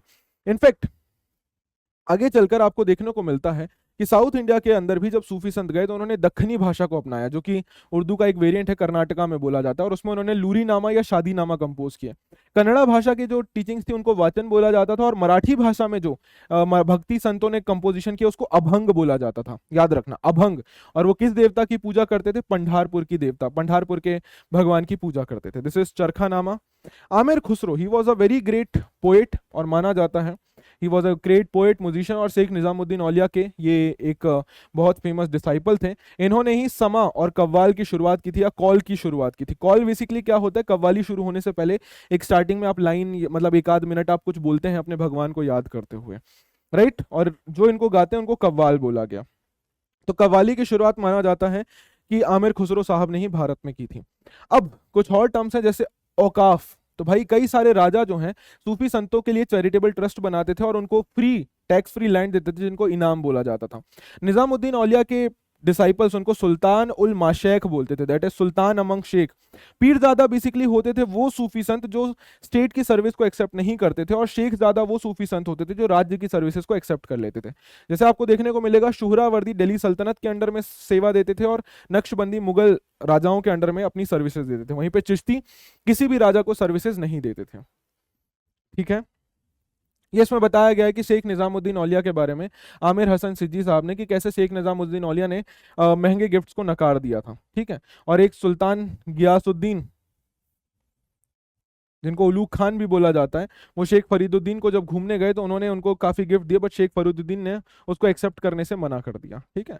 ये देखिए दरविशेस, सूफी जो राजा की सर्विसेज को एक्सेप्ट नहीं करते थे। ये शेख सलीम चिश्ती की दरगाह है जो बाबा फरीद के डिसेंडेंट थे, फतेहपुर सीकरी में है ये। नेक्स्ट आ जाते हैं कबीरदास जी के बारे में। अब भक्ति मूवमेंट के बारे में बात करते हैं जो नॉर्थ इंडिया में फैला। कबीरदास जी, माना जाता है इनके बारे में हमें 3 अलग अलग ट्रेडिशन से पता चलता है। कबीर बीजक, जिसको कबीर पंथ ने कंपाइल किया हुआ है वाराणसी उत्तर प्रदेश में। कबीर ग्रंथावली, ये दादू पंथ राजस्थान से रिलेटेड है, और उनकी टीचिंग्स मेनली हमें देखने को मिलती है आदि ग्रंथ साहिब में। ये बेसिकली संत भाषा या उलट भाषा में अपनी बातें बताते थे, that means upside down sayings इनकी देखने को मिलती हैं। कबीरदास जी अल्टीमेट रियलिटी को अलग अलग तरीकों से समझाते हैं। जैसे इस्लाम के अंदर वो अल्लाह, खुदा, हजरत, पीर टर्म का यूज करते हैं। वेदांतिक ट्रेडिशन के अलग, निराकार, ब्राह्मण, आत्मन शब्द का यूज करते हैं, और योगिक ट्रेडिशन के शब्द और शून्य का यूज करते हैं अल्टीमेट रियलिटी को समझाने के लिए। अब इनफैक्ट वो इस्लामिक ट्रेडिशन को सपोर्ट करते हैं, क्योंकि वो एक ही पूजा को, मतलब एक ही भगवान को पूजते हैं और मूर्ति पूजा नहीं करते हैं, और हिंदू पॉलीथीज्म और आइडल वर्शिप का विरोध करते हैं। वहीं पर जिक्र और इश्क जो है माना जाता है वो हिंदू प्रैक्टिस नाम सिमरन से ही निकल कर आया है, ठीक है। अब कबीरदास जी की बात करें तो अब उनकी जेनेसिस के बारे में भी बहुत सारे सवाल हैं। कुछ लोग बोलते हैं कि ही वॉज अ हिंदू जिनका नाम था Kabirdas. Kabir it was an Arabic name जिसका मतलब होता है ग्रेट, लेकिन आगे चलकर उनको पुअर मुस्लिम जुलाहा फैमिली ने बड़ा किया। इनफैक्ट उनको भक्ति मूवमेंट में रामानंद जी ने इंक्लूड कराया था, but we are not sure कि रामानंद सच में उनको गुरु या सदगुरु थे, जिनके बारे में कबीरदास जी बात करते हैं अपनी पोम्स के अंदर, क्योंकि रामानंद जी और कबीरदास जी का टाइम पीरियड अलग अलग था। फिर हम बात करते हैं बाबा गुरु नानक देव जी के बारे में, जिनका जन्म हिंदू मर्चेंट फैमिली में हुआ था, नानकाना साहिब, रावी नदी के किनारे, प्रेजेंट डे पाकिस्तान के इलाकों में। बाबा गुरु नानक देव जी बेसिकली क्या मानते थे? वो बोल बोलकर अपनी टीचिंग्स देते थे, और वो बोलते थे कि भाई मैं जिस भगवान की पूजा करता हूँ उनका कोई स्वरूप नहीं है। उन्होंने सेक्रीफाइसेस, रिचुअल्स, इमेज वर्शिप और दूसरा दिखावा, स्क्रिप्चर, सबको नकार दिया। और उन्होंने क्या बोला कि भगवान जिनको एब्सोल्यूट मतलब रब बोला गया है, उनका कोई स्वरूप नहीं है, उनका कोई जेंडर नहीं है, और आप भगवान से अगर जुड़ना चाहते हैं तो बस बार बार उनके नाम को रिपीट कीजिए। इसको बोला गया शब्द, पंजाबी के अंदर आप शब्द को रिपीट करते रहिए। बाबा गुरु नानक देव जी ये शब्द को जगह जगह जाकर गाते थे, और उनके फॉलोवर मर्दाना रबाब बजाते थे। इनफैक्ट बाबा गुरु नानक देव जी ने संगत की शुरुआत की कि साथ में वर्शिप करिए, और इनफैक्ट उन्होंने अपने एक डिसाइपल को भी अपॉइंट किया कि मेरे बाद ये अगले गुरु होंगे, जिन्हें बोला गया गुरु अंगद। पांचवें गुरु हुए, टोटल 10 गुरु हैं सिखिज्म के अंदर। पांचवें गुरु हुए गुरु अर्जन देव, उन्होंने बाबा गुरु नानक देव जी की टीचिंग्स और उनके बाद के 4 सक्सेसर की टीचिंग्स और उसी के साथ साथ बाबा फरीद रविदास जी की टीचिंग्स, कबीरदास जी की टीचिंग्स को एक बुक में कंपाइल किया। उस बुक को बोला गया आदि ग्रंथ साहिब, और कई बार इसको गुरबाणी भी बोला जाता है। 17वीं सेंचुरी में 10th प्रिसेप्टर गुरु गोविंद सिंह जी ने इसी बुक के अंदर 9th गुरु गुरु तेग बहादुर की टीचिंग्स को इंक्लूड किया और इस बुक को बोला गया गुरु ग्रंथ साहिब। ठीक है, फिर गुरु गोविंद सिंह जी ने खालसा पंथ की भी शुरुआत की। इस खालसा पंथ के 5 इंपॉर्टेंट 5 के को फॉलो करते हैं, केश, कृपाण, कच्छ, कंघा और कड़ा। और इन्हीं के अंडर में हमें पता चलता है कि सिखिज्म जो है, या पंजाब के अंदर सिखिज्म जो है, वो एक रिलीजियस ग्रुप के साथ साथ एक मिलिट्री ग्रुप में भी कन्वर्ट हो गई। अब मीराबाई जी की बात करें तो माना जाता है 15th-16th सेंचुरी में she is best known women poet. ये एक राजपूत प्रिंसेस थी मेरता से, मारवाड़ में, जिनकी शादी कर दी गई मेवाड़ राजस्थान के राजा के साथ सिसोदिया क्लैन में, लेकिन उन्होंने उस ब्याह को मानने से मना कर दिया। उन्होंने बोला मेरे कृष्ण ही मेरे पति हैं और मैं ही उनको ही अपना पति मानती हूँ। उसके बाद उन्होंने अपने घर का त्याग कर दिया। कुछ लोग मानते हैं कि मीराबाई जी को भक्ति मूवमेंट में इंक्लूड कराया था रैदास जी ने, जो कि एक लेदर वर्कर थे, और उनकी जो भी पोम्स थी, उनकी जो भी भजन्स थी, आज भी वो राजस्थान और गुजरात में गाई जाती हैं।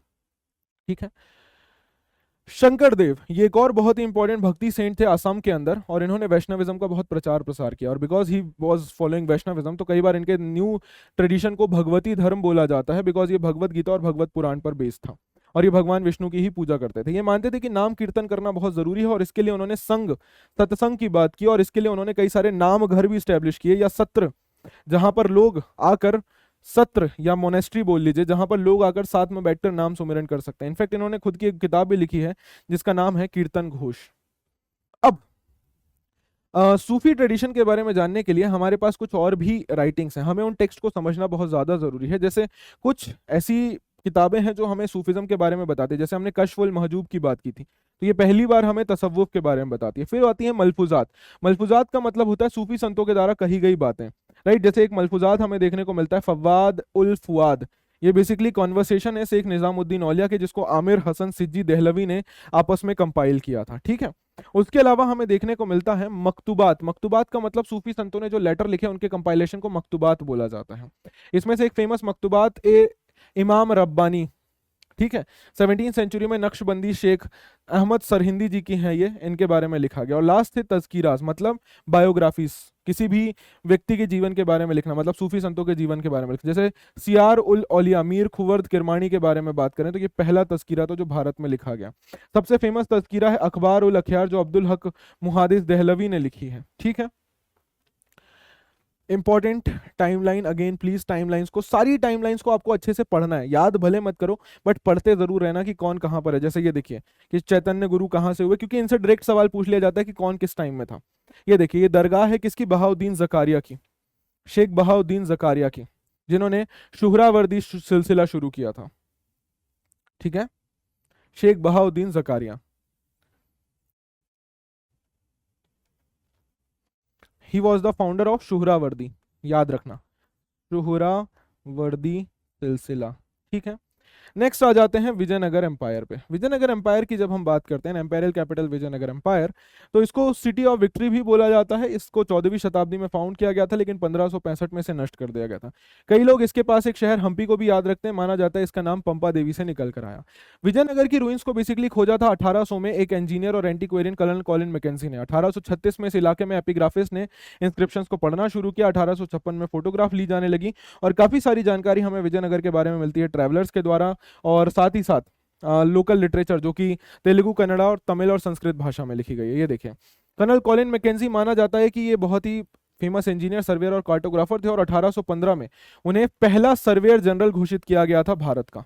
याद रखना, पहला सर्वेयर जनरल भारत का इनको घोषित किया गया था। माना जाता है हरिहर और बुक्का ने बेसिकली विजयनगर एम्पायर की स्थापना की थी 1336 में।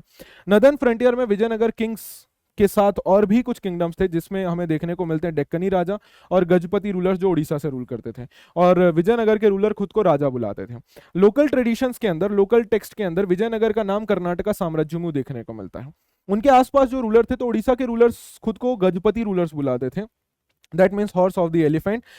डेक्कनी रूलर जो थे वो खुद को अश्वपति बुलाते, that is lord of horses, और विजयनगर के राजा खुद को नरपति बुलाते थे, that is lord of the man. ये देखिए कुछ फेमस टेंपल भी यहाँ पर देखने को मिलते हैं।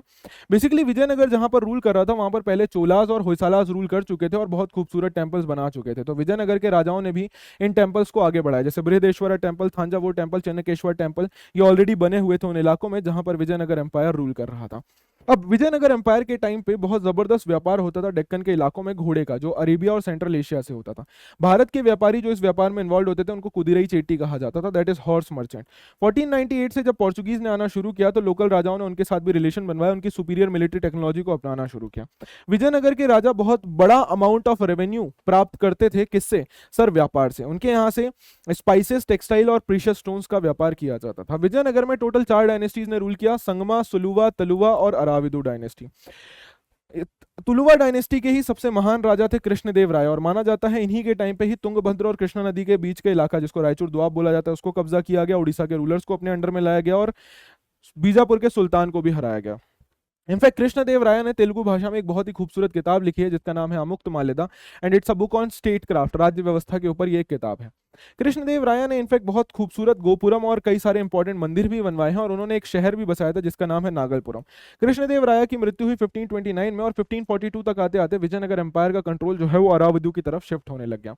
1565 में कृष्णदेव राय के ही सन इन लॉ राम राय साहब ने एक युद्ध लड़ा, बेसिकली बीजापुर,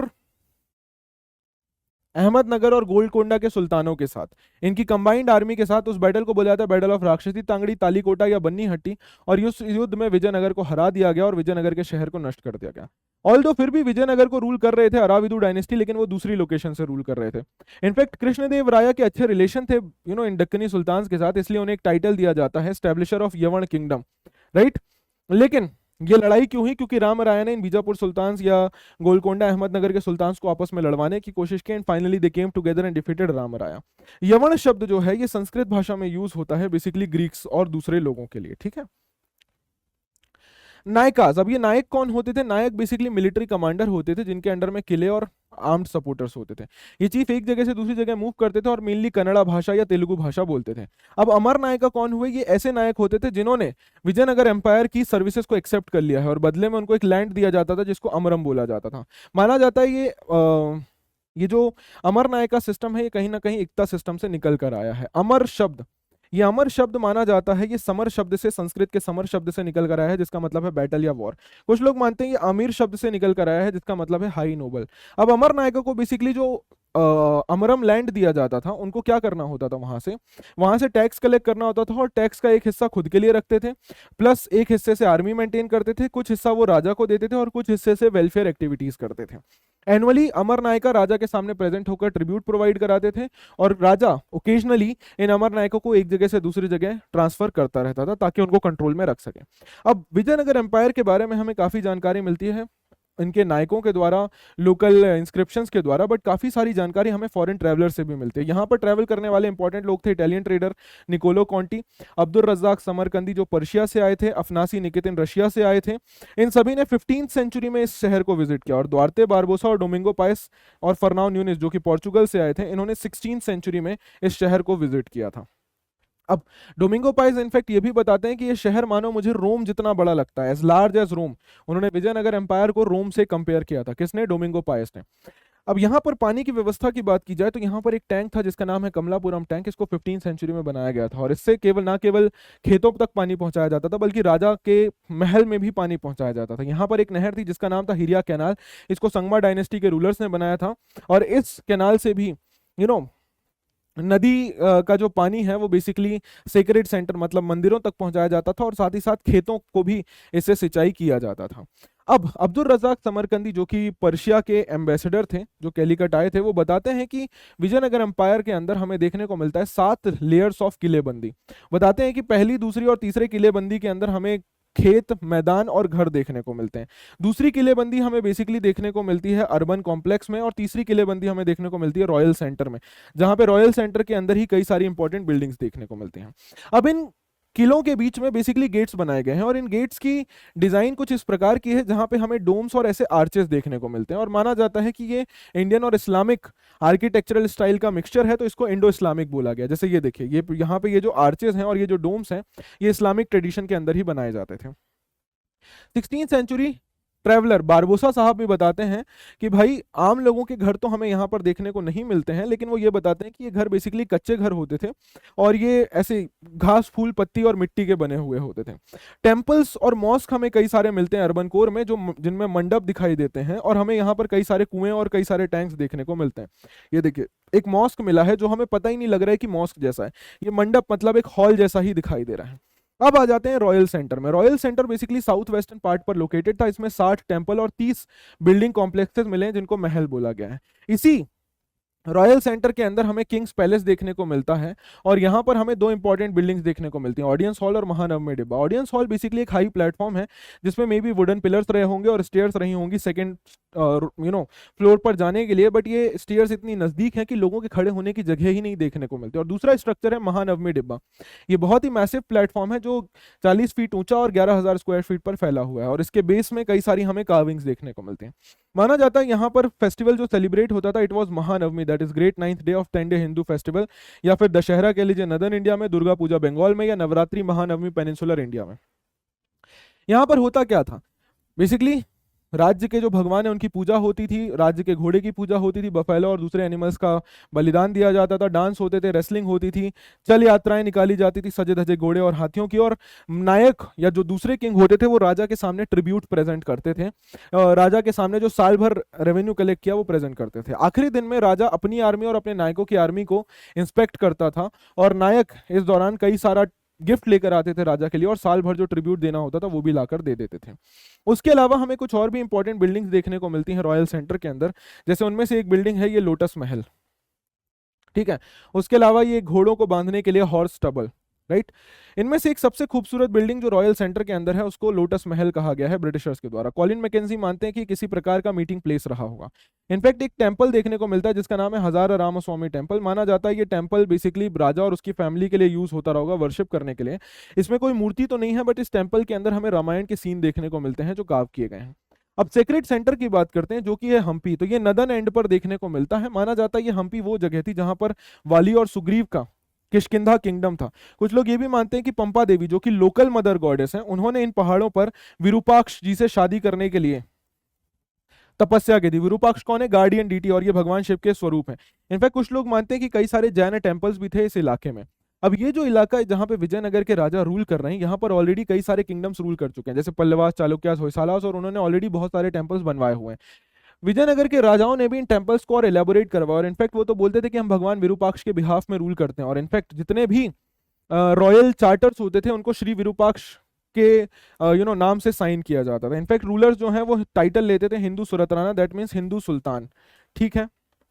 अब गोपुरम्स एंड मंडप्स, राया गोपुरम और रॉयल गेटवेज बेसिकली बहुत इंपॉर्टेंट फीचर थे जो विजयनगर के एम्पायर के राजाओं ने इन मंदिरों के अंदर बनवाई। ये बेसिकली ऊंचे ऊंचे गेटवेज होते थे जो दिखाते थे कि राजा कितना पावरफुल है, उसके पास कितने रिसोर्सेज हैं और कितनी टेक्निक्स हैं कि वो इतने बड़े बड़े गेटवे बनवा सकता है। उसके अलावा मंदिरों के आगे बड़े बड़े हॉल बनवाए गए जिनको बेसिकली मंडपम बोला गया। यहाँ पर भगवान की मूर्तियों को रखकर उनकी पूजा की जाती थी, डांस म्यूजिक का परफॉर्मेंस किया जाता था। इनफैक्ट कुछ मंडपों में भगवान को झूला झुलाया जाता था, ठीक है। अब दो टेम्पल इंपॉर्टेंट है यहाँ पर। पहला है विरूपाक्ष टेम्पल। माना जाता है कि ये ओरिजिनली 9th-10th सेंचुरी में बना था, लेकिन इसके सामने जो हॉल है और इसका जो गेटवे है गोपुरम, इसको कृष्णदेव राया ने बनवाया था। दूसरा टेंपल है विठल टेंपल। ये टेंपल भी माना जाता है कि विजयनगर के राजाओं के द्वारा ही बनवाया गया था, और इस मंदिर के सामने एक रथ जैसा दिखने वाला छोटा सा मंदिर देखने को मिलता है। ये देखिए, ये मंडपम होते थे, ये रथ जैसा दिखने वाला सामने मंदिर। ये देखिए स्विंग पवेलियन, यहाँ पे भगवान को झूला झुलाया जाता था, तो इनको मंडपम बोला जाता था, ठीक है। 1976 में हम्पी को साइट ऑफ नेशनल इंपॉर्टेंस बोला गया और 86 के अंदर हम्पी को वर्ल्ड हेरिटेज साइट घोषित कर दिया गया। जॉन एम्फ्रेड, जॉर्ज मिशेल और एमएस नागराज राव ने बहुत ज्यादा काम किया विजयनगर के साइट मैप को रिकंस्ट्रक्ट करने के लिए। इनफैक्ट पायस साहब भी बहुत ज्यादा डिस्क्रिप्शन देते हैं बाजार के बारे में, और फरनाओ न्यूनिस साहिब विजयनगर को बिस्नगा बुलाते हैं, ठीक। ये देखिए, इनफैक्ट एक मंदिर के बाहर से इस प्रकार से विजयनगर के राजा कृष्णदेव राय की मूर्ति मिली है चिदम्बरम तमिलनाडु से। और डोमिंगो पायस बताते हैं कि राजा की हाइट छोटी सी है और उनके चेहरे पर दाने हैं, मानो ऐसा लगता है उनको स्मॉल पॉक्स हो गया। ये बेसिकली क्वींस बाथ का एक स्ट्रक्चर, ठीक है, चलो आगे बढ़ते हैं अब। ये इंपॉर्टेंट है, इससे पीवाईक्यू पूछा गया है, ठीक है, तो प्लीज इसको छोड़कर मत जाना। Last chapter, peasant, zamindar and the state. अब 16-17 सेंचुरी में माना जाता है कि भारत की 85% पॉपुलेशन गांव के अंदर रहती थी, और एग्रीकल्चर का जो सबसे बेसिक यूनिट होता था वो होता था विलेज। तो इसीलिए मुगल्स को जो सबसे ज्यादा रेवेन्यू मिलता था वो भी इन्हीं विलेजेस से मिलता था। अब हमें कई सारे क्रॉनिकल्स और डॉक्यूमेंट्स मिलते हैं मुगल एम्पायर के, उनमें से एक है आईन अकबरी, जिसको अबुल फजल ने लिखा है। Detailed revenue records Gujarat, Maharashtra और राजस्थान से मिलते हैं, और ईस्ट इंडिया कंपनी की रिपोर्ट्स मिलती हैं जो हमें इस टाइम के बारे में सोर्सेज देती हैं। इंडो पर्शियन सोर्सेज के अंदर किसान के लिए कुछ शब्द यूज होते हैं, जैसे रैयत, मुजारियन, किसान या असामी। दो टाइप के किसान का जिक्र है, खुद खास्त या पही खास्त। खुद खास्त वो किसान होते थे जिनकी खुद की जमीन होती थी और उसी गांव में रहते हुए खेती करते थे, और पही खास्त वो किसान होते थे जो दूसरे गांव में जाकर दूसरों की जमीन पर खेती करते थे, और जो भी प्रोडक्शन होता था उसे आपस में शेयर कर लेते थे। जनरली इंडिया के, नॉर्थ इंडिया के अंदर जो एवरेज पीजेंट होता था उसके पास 2 जोड़ी बैल के होते थे और 2 हल होते थे। गुजरात में बेसिकली एक व्यक्ति के पास अगर 6 एकड़ जमीन है तो उसको रईस माना जाता था। वहीं बंगाल पे 5 एकड़ जमीन नॉर्मल होती थी और 10 एकड़ जमीन पे एक रिच आसामी होता था। कल्टीवेशन बेसिकली इंडिविजुअल ओनरशिप पर बेस्ड था, मतलब हर व्यक्ति के पास अपनी खुद की प्राइवेट प्रॉपर्टी थी। अब बाबरनामा के अंदर बाबर ने अपनी खुद की एक ऑटोबायोग्राफी लिखी है जिसका नाम है बाबरनामा, और उसमें वो बताता है कि किसानों के पास इतनी जमीन थी कि वो एक जगह से दूसरी जगह जाने में बिल्कुल भी हिचकते नहीं थे। तो यही वो कारण बताता है कि भारत में एग्रीकल्चर एक्सपांड होने के 3 रीजन थे। पहली चीज, बहुत जमीन अवेलेबल थी, बहुत लेबर अवेलेबल था, और किसान एक जगह से दूसरी जगह जाने के लिए रेडी थे। खेती जनरली की जाती थी पेट भरने के लिए, तो राइस, व्हीट और मिलेट्स को, मोटे अनाज को उगाया जाता था। मानसून पर ही पूरा एग्रीकल्चर बेस्ड था। और बट कई कई जगहों पे इरिगेशन की फैसिलिटीज की गई, जैसे शाह नहर पंजाब में बनवाई गई शाहजहां के टाइम पे। एग्रीकल्चर लेबर इंटेंसिव था, लेकिन जानवरों की भी एनर्जी को यूज किया जाता था, जैसे हल चलाने के लिए, ड्रिल चलाने के लिए और अरघट्टा चलाने के लिए। अरघट्टा क्या था? पानी निकालने के लिए इस प्रकार का एक व्हील होता था जिसको पर्शियन व्हील बोला जाता है। एग्रीकल्चर बेसिकली 2 सीजन में होता था, खरीफ सीजन और राबी सीजन। और आगरा के अंदर 39 वेराइटी ऑफ क्रॉप्स उगाई जाती थी, दिल्ली में 43 वेराइटी, और बंगाल में तो अकेले 50 प्रकार के चावल उगाए जाते थे। इसी के साथ साथ हमें कुछ कमर्शियल क्रॉप्स भी देखने को मिलती हैं जिनको मार्केट में बेचा जा सकता था। इनको जिनसे कामिल बोला जाता है। Cotton, sugar cane, oil seed और लेंटिल्स ये कमर्शियल क्रॉप्स मानी जाती थी। बंगाल फेमस था शुगर के लिए, और डेक्कन और सेंट्रल इंडिया फेमस था कॉटन के लिए। 17वीं सेंचुरी में कुछ नई क्रॉप्स भी भारत लाई गई यूरोपियंस के द्वारा, जैसे मक्का, मेज। ये अफ्रीका और स्पेन के द्वारा लाया गया, अफ्रीका से होते हुए स्पेन के द्वारा लाया गया। वेजिटेबल्स जैसे टोमेटो, पोटैटो और चिली ये भारत में इंट्रोड्यूस की गई अमेरिका से, और साथ ही साथ पाइनएप्पल और पपाया। इसी में एक और इंपॉर्टेंट चीज थी जो भारत आई, इट वॉज टोबैको। और माना जाता है कि अकबर और उसके नोबल्स को टोबैको फूकने का, चुलम और हुक्का के अंदर टोबैको फूकने का बहुत ज्यादा लत था। जहांगीर ने इनफैक्ट इसको बैन भी कराया, बट कोई रिजल्ट नहीं निकला। अब गांव के अंदर बेसिकली 3 इंपॉर्टेंट कॉन्स्टिट्यूएंट मेंबर्स होते थे, कल्टीवेटर्स, किसान, पंचायत और विलेज हेडमैन, जिसको मुकद्दम या मंडल बोला जाता था। गांव के अंदर केवल किसान नहीं बल्कि मजदूर भी रहते थे जो छोटे मोटे काम करते थे। इनफैक्ट मुस्लिम कम्युनिटी के अंदर भी हमें ऐसे लोग देखने को मिलते हैं, जैसे हलाल खोरन। ये स्कैवेंजर्स होते थे जो डेड बॉडी को ठिकाने लगते थे, इनको शहर के बाहर रखा जाता था। मल्लाहजादा जो बोटमैन होते थे उनको भी अनटचेबल ट्रीट किया जाता था। 17वीं सेंचुरी से हमें कुछ और ग्रुप देखने को मिलते हैं जिनकी पोजीशन चेंज होती रहती है, जैसे राजपूत, उनको पीजेंट घोषित किया गया और जाट से कंपेयर किया गया। गौरवास, ये कहां पर थे? ये वृंदावन के आसपास उत्तर प्रदेश में थे, इन्होंने राजपूत स्टेटस अपना लिया। वहीं पे आहिर, गुजर और माली ये बेसिकली पास्टोरलिस्ट थे, लेकिन ये कास्ट में ऊपर चले गए। और वहीं पर दूसरे ग्रुप जैसे साडगोप्स, कैवर्तास, ये फिशिंग और पास्टोरल कम्युनिटीज थे, लेकिन इन्होंने पीजेंट का स्टेटस अपना लिया। अब विलेज पंचायत जो होती थी वो असेंबली ऑफ एल्डर्स होती थी। जनरली विलेज के जो भी इंपॉर्टेंट लोग होते थे जिनके पास जमीन थी वो पंचायत का एक इंपॉर्टेंट हिस्सा होते थे, और यहीं से सारे डिसीजन लिए जाते थे। विलेज पंचायत के हेड को मुकद्दम या मंडल बोला जाता था। इसको लोग अपनी सहमति से चुनते थे और जमींदार उसको रेटिफाई करता था। इनको हेल्प करने के लिए, विलेज हेडमैन को हेल्प करने के लिए एक अकाउंटेंट होता था जिसका नाम था पटवारी। विलेज पंचायत के साथ साथ हर कास्ट या जाति की अपनी जाति पंचायत भी होती थी, और राजस्थान के अंदर जाति पंचायत जो है सिविल डिस्प्यूट्स को सॉल्व करता था। बेगार का मतलब होता है अनपेड लेबर, कि बिना पैसे दिए लेबर कराना, that is known as begar. Village panchayat को कोर्ट ऑफ अपील माना जाता था, और लोग गांव के अंदर कोई भी दिक्कत अगर होती थी तो विलेज पंचायत के पास ही जाते थे। अब गांव के अंदर कई सारे कारीगर भी रहते थे, माना जाता है 25% से ज्यादा जो लोग होते थे वो कारीगर होते थे, अलग अलग प्रकार के काम करते थे। विलेज आर्टिजन्स में इंक्लूडेड थे potters, black smith, carpenter, barber, gold smith. ये गांव के लोगों को सर्विसेज प्रोवाइड कराते थे। तो अब सर्विसेज प्रोवाइड के बदले में उनको पैसा दिया जाता था या उनको रिमनरेट किया जाता था। तो अलग अलग तरीके होते थे। जैसे एक सबसे बेसिक तरीका क्या होता था कि किसी भी एक व्यक्ति को जो पूरे गांव को सर्विस प्रोवाइड करा रहा है किसी प्रकार की, उसको कोई एक जमीन दे देना जिस पर खेती हो सकती है लेकिन हो नहीं रही है, तो वो जमीन उस व्यक्ति को दे दी जाती थी और बदले में वो व्यक्ति अपनी सर्विसेज प्रोवाइड कराता था। ऐसी जमीन को मीराज या वतन बोला जाता था। एक दूसरा सिस्टम होता था बंगाल के इलाकों में जिसको जजमानी सिस्टम बोला था, जहां पर आर्टिजन्स इंडिविजुअल हाउस होल्ड को सर्विसेज प्रोवाइड कराता था और बदले में उसको या तो पैसा दे दिया जाता था, खाना दे दिया जाता था, जिस दिन वो सर्विस प्रोवाइड करने आता था उस दिन। गांव के अंदर इनफैक्ट एक और बहुत इंपॉर्टेंट व्यक्ति होता था जिसको बुलाया जाता था Shroff. Shroff basically money changer होता था और इनफैक्ट ये बैंक का भी काम करता था। ठीक है। अब महिलाओं की बात करें तो महिलाओं को भी खेतों के अंदर मैन के साथ मिलकर काम करना पड़ता था, लेकिन फिर भी उनके मेंस्ट्रुअल साइकिल से रिलेटेड जो बायसेस थे अभी भी कंटिन्यूड थे। महिलाओं को एक इंपॉर्टेंट रिसोर्स माना जाता था अग्रेरियन सोसाइटी के अंदर because they were child bearers. तो इसीलिए महिलाओं के ऊपर बहुत स्ट्रिक्ट कंट्रोल लगाया जाता था। चूंकि महिलाओं के बीच में डेथ रेट बहुत ज्यादा थी तो कई सारी प्रैक्टिसेस निकल कर आई, जैसे ब्राइड प्राइस पे करना या फिर रीमैरिज ऑफ विडोज या विडो वुमेन, मतलब विडो या डाइवोर्स वुमेन की रीमैरिज को भी सही माना गया। अब जनरली हाउस होल्ड को मेल मेंबर ही हेड करते थे, लेकिन अमीर लोगों के बीच में वुमेन को राइट टू प्रॉपर्टी होती थी। हिंदू और मुस्लिम दोनों वुमेन जमींदार होती थी और जमीन को खरीद और लेन देन भी करती थी। वुमेन जमींदार हमें बंगाल में देखने को मिलते हैं। इनफैक्ट बंगाल की एक सबसे फेमस जमींदारी जिसका नाम था राजशाही जमींदारी, उसकी हेड एक महिला ही थी। ठीक है, राजशाही जमींदारी, इसकी हेड एक महिला ही थी। अब इसी के साथ साथ गांव के अंदर रहते थे जंगल में रहने वाले लोग, इनको बोला जाता था जंगली। राइट, डेंस फॉरेस्ट को जंगल और खरपतवार बेसिकली झाड़ी पत्ती को बोला जाता था खरबंदी या स्क्रबलैंड। ये पूरे eastern India, central India, northern India में देखने को मिलता है। फॉरेस्ट ड्वेलर्स को जंगली बोला जाता था। जंगली का मतलब ऐसे लोग जिनकी जीवन जंगल से चलती है, जो हंटिंग गैदरिंग शिफ्टिंग कल्टीवेशन करते हैं। लेकिन राज्य को पसंद नहीं था जंगल, वो इसको बोला था कि ये रिफ्यूज की जगह, मावा, यहाँ पर लोग छुप जाते हैं, जो परेशानी क्रिएट करते हैं वो परेशानी क्रिएट करने के बाद इन जगहों पर छुप जाते हैं। और जंगल के अंदर बेसिकली ऐसे ही लोग रहते हैं जो एंटी सोशल हैं। परगना क्या होता है मैं आगे बताऊंगा। बेसिकली एक सब डिवीजन है मुगल प्रोविंस का, और पेशकश का मतलब होता है गिफ्ट जो जंगल के लोगों से लिया जाता था। एक किताब है जिसका नाम है चंडी मंगल, इसको लिखा है मुकुंदराम चक्रवर्ती ने, और यहाँ पर एक व्यक्ति के बारे में बताया गया जिनका नाम है कालकेतु। इन्होंने जंगल के कबीलों को कन्वर्ट करके राज्य में, जंगल के कबीलों को इकट्ठा करके राज्य में कन्वर्ट कर दिया था। अबुल फजल बताते हैं कि कैसे जंगल के लोग व्यापार करते थे अलग अलग चीजों का, जैसे कूटास काऊ, याक, चुक, ये एक प्रकार का एसिड होता था, ऑरेंज जूस और लेमन से बनाया जाता था। ठीक है।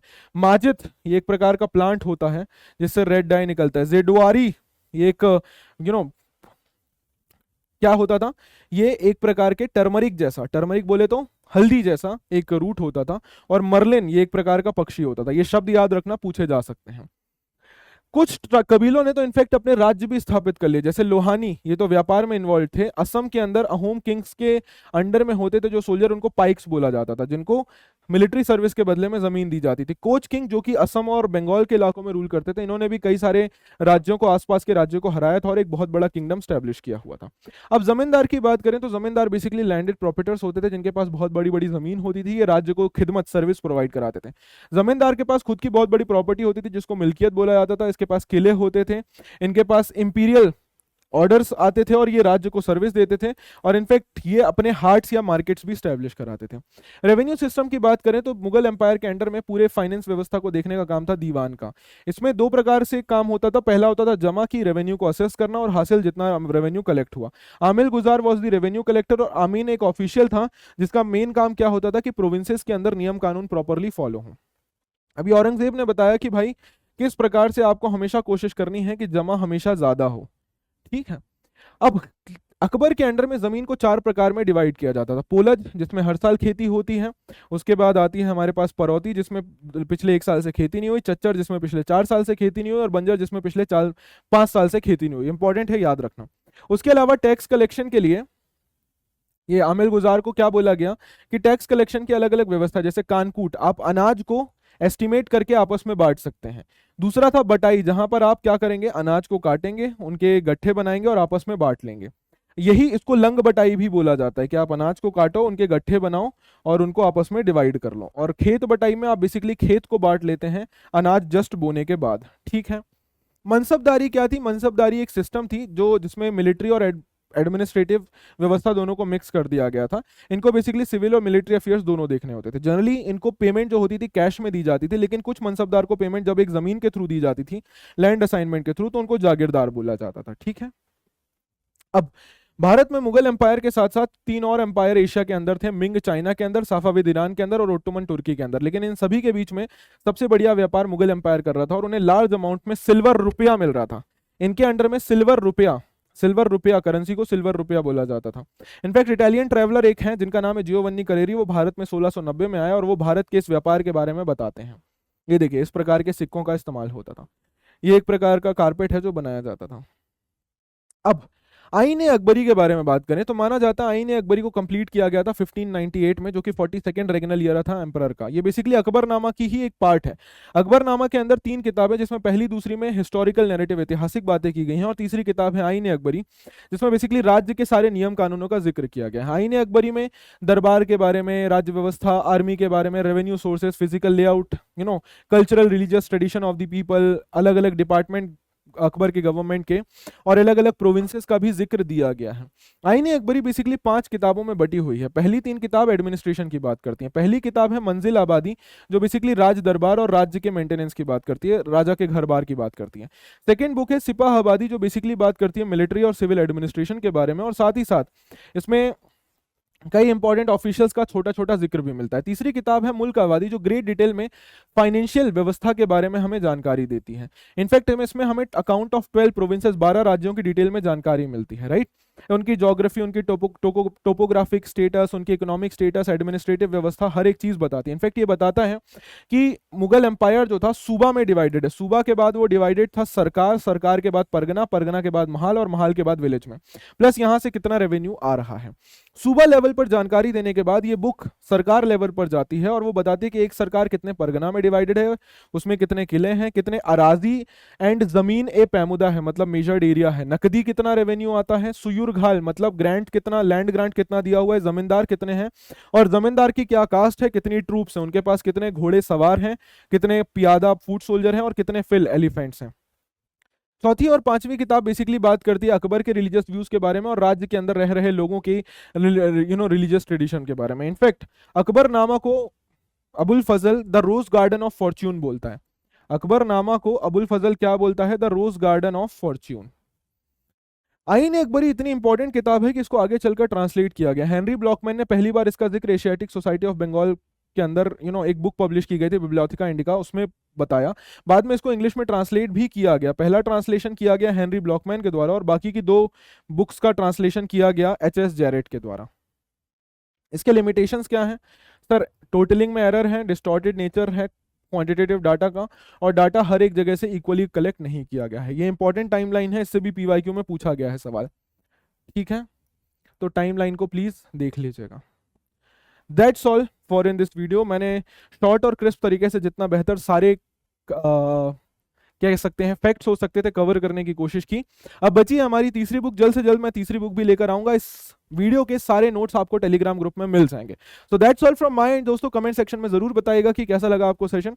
एंड मिलता हूं मैं आपसे अगले सेशन के अंदर। Till then take care, bye bye, जय हिंद, जय भारत। मुस्कुराते रहिए और याद रखिएगा हमारा मोटो, जब तक तोड़ेंगे नहीं तब तक छोड़ेंगे नहीं। जय हिंद, जय भारत, कीप स्माइलिंग पीपल।